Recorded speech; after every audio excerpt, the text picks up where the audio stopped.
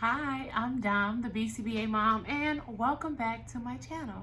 So, many of you watching this right now are either studying for your BCBA exam, studying in your ABA program for some big test that's coming up, whatever it is that you're studying for, we're going to talk about it today.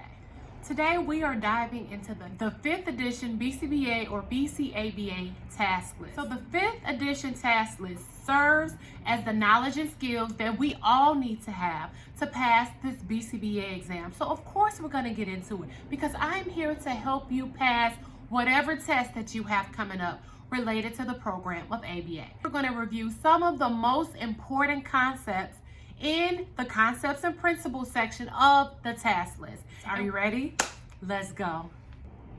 So today we're going to talk about response class, stimulus and stimulus class, positive and negative reinforcement, positive and negative punishment, and motivating operations. So get your pen and paper because we're getting ready to study. Number 1, response. So a response is something that we do that has an effect or an impact on its environment. It alters the environment in some way. So an example of a response is pressing the brake in your car. If you press down on the brake, it impacts the environment in some way. It may result in you not hitting the car in front of you. It may result in you not running a red light. It may result in you not running across a stop sign. It may result in you not hitting a kid that's trying to cross the street. So you hitting the brake is a response and it impacts the environment in some way. A non-example of a response is I think about hitting the brake. If you only think about hitting the brake, it's not impacting or altering the environment in any way. So that is an example and a non-example of response. So response topography is the physical shape that response takes on. What does that response look like? So for the next few terms, I'm going to use the example of placing an order at a restaurant. Y'all need anything else? No, we all right. The server comes and says, hey, may I take your order? Your response can look different. You can point to all of the items on the menu. You can verbally say what you want.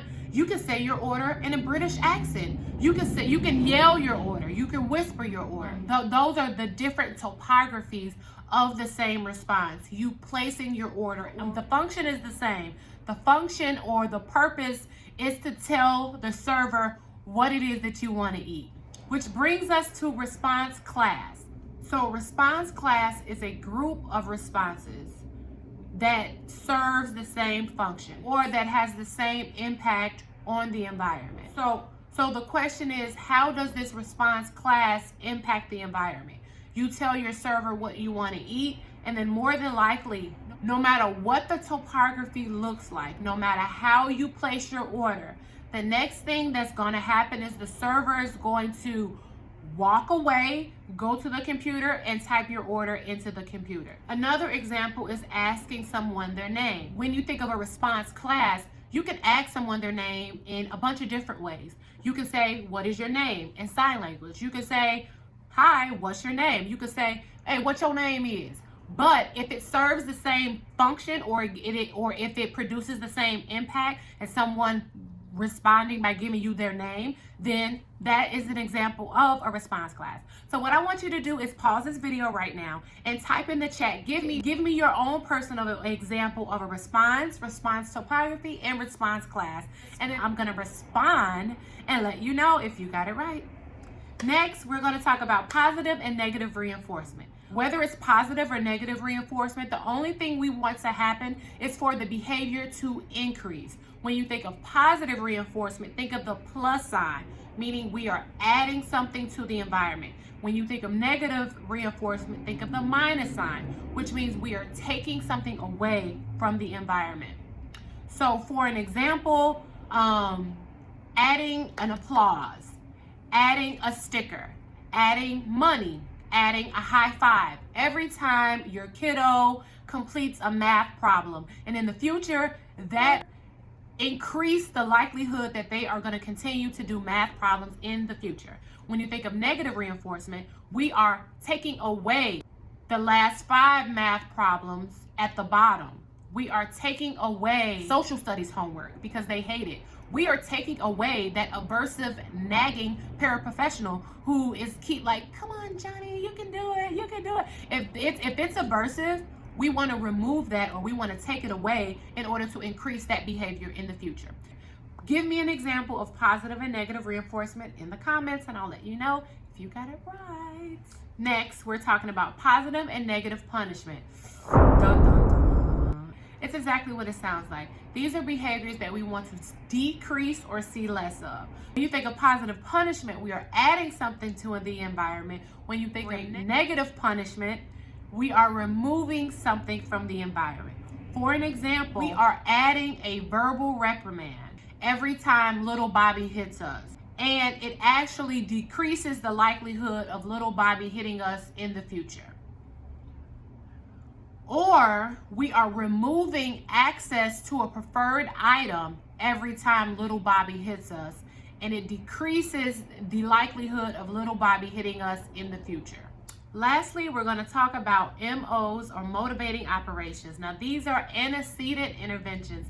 This is something that we do before the behavior even happens. Reinforcement is a consequence. This is what we do after the behavior. But MOs, or motivating operations, are an intervention that we do before the behavior occurs. So when you think of MOs, or motivating operations, you think about, do they care? Do they even care? For example, every time little Johnny does a math problem and you give him an applause and you give him a sticker and you say, little Johnny, you're awesome. Does he care? Is it motivating his behavior? What is establishing his behavior and what is abolishing his behavior? Okay, so does he care that you are removing the last 5 problems on the math worksheet? No, because he actually likes multiple choice. He would actually prefer you to remove the first 5 problems, because those are the word problems and those are the ones that are most aversive. So you really have to think about what the MO is. What is it that they actually care about, and then use that in the treatment plan in order to see efficient and effective behavior change. So that is all the time that I have, but don't forget to comment below and give me some examples of MO. Negative reinforcement, positive reinforcement, negative punishment, positive punishment, and all of the things that we talked about today. And I will respond and let you know if you got it right. And if you haven't already, don't forget to hit that subscribe button. This way you get notifications the next time I post new videos and new content, because we all know it just keeps getting better. Bye.